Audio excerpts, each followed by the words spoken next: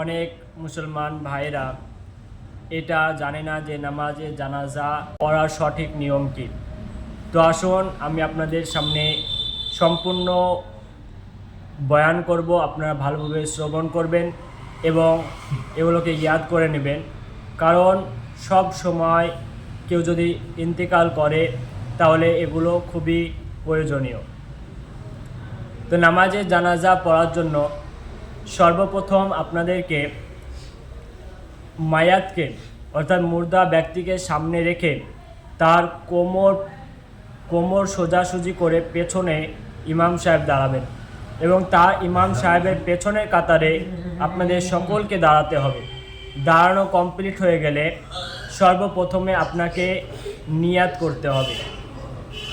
নিয়াত করবেন কিভাবে? আপনি আগে দেখে নেবেন যে ব্যক্তি ইন্তেকাল করেছে সে ব্যক্তি অনেক বড় না ছোট। যদি বড় হয় পুরুষ অথবা মহিলা দুজনের জন্য একই দোয়া রয়েছে, আর যদি ছোট হয় অর্থাৎ বালিগ না হয়, সাবালিকা না হয়, নাবালিকা থাকে, তাহলে তার জন্য আলাদা দোয়া রয়েছে। আসুন আমি সম্পূর্ণ বিস্তারিতভাবে আপনাদেরকে বোঝানোর চেষ্টা করছি, আশা করি আপনারা বুঝতে পারবেন।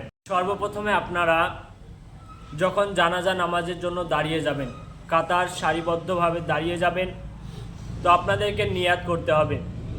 নিয়াত কেমন হবে সেটা ডিপেন্ড করবে আপনার যে ব্যক্তি মারা গিয়েছে তার উপরে। সে যদি বালিগ হয় তাহলে বালিগ, বা সে যদি পুরুষ হয় অথবা মহিলা। প্রথমে দুটো জিনিস দেখবেন, সে পুরুষ অথবা মহিলা। যদি পুরুষ হয় তাহলে একরকম হবে, যদি মহিলা হয় তাহলে অন্যরকম হবে। আসুন দুটোই বলছি। নিয়াত করতে হবে আরবিতে নওয়াইতুয়ান ওয়াদিয়া লিল্লাহি তাআলা আরবাআ তাকবিরাতি সলাতিল জানাজাতি ফারজিল কিফায়াতি ও সানাউ লিল্লাহি তাআলা ওয়া দুআউ লিহাজাল মাইয়াতি ইক্তাদাইতু বিহাজাল ইমাম মুতাওয়াজ্জিয়ান ইলা জিহাতিল কাবাতি শরীফাতি।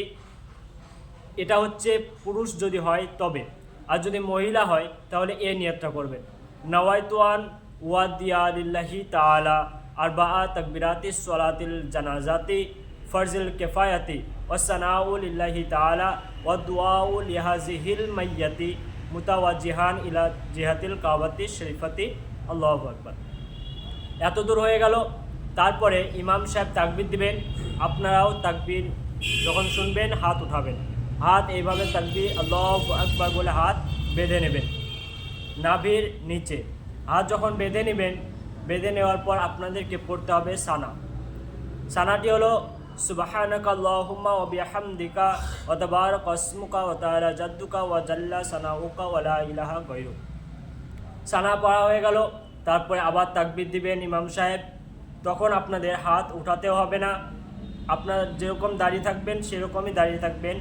এবার আপনারা দরুদ শরীফ পড়বেন। দরুদটি হলো দরুদে ইব্রাহিম, আল্লাহুম্মা সাল্লি আলা মুহাম্মাদিন ওয়া আলা আলি মুহাম্মাদিন কামা সাল্লাইতা আলা ইব্রাহিম ওয়া আলা আলি ইব্রাহিম ইন্নাকা হামিদুম মাজিদ। আল্লাহুম্মা বারিক আলা মুহাম্মাদিন ওয়া আলা আলি মুহাম্মাদিন কামা বারাকতা আলা ইব্রাহিম ওয়া আলা আলি ইব্রাহিম ইন্নাকা হামিদুম মাজিদ। দরুদ শরীফ পড়ার পর ইমাম সাহেব আবার তাকবীর দিবেন। তখন আপনারা হাতও উঠাবেন না, কোনো হারকাতও করতে হবে না, শুধু তাকবীর দেওয়া হয়ে যাবে।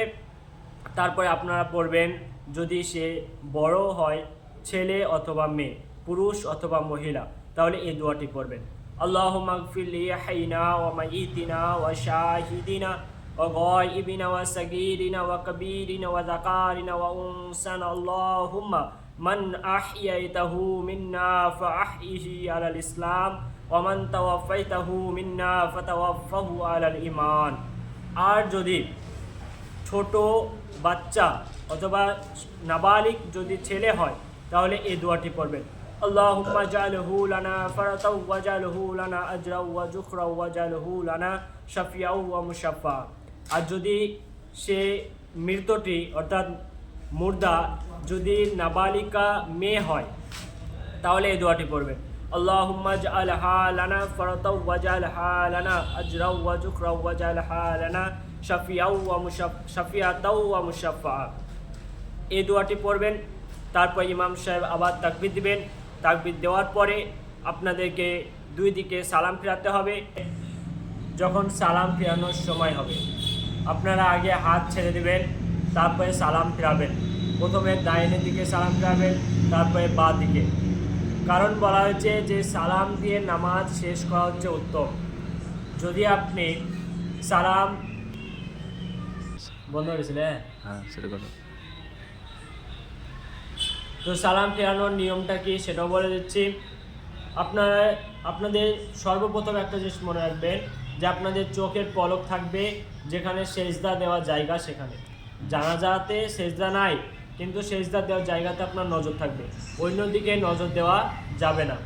যখন সালাম ফেরাবেন আসসালামু আলাইকুম ওয়া রাহমাতুল্লাহ এটা বলে আপনার নজর থাকবে, আপনার চোখ থাকবে এই জায়গাতে, অন্যদিকে চোখ থাকবে না।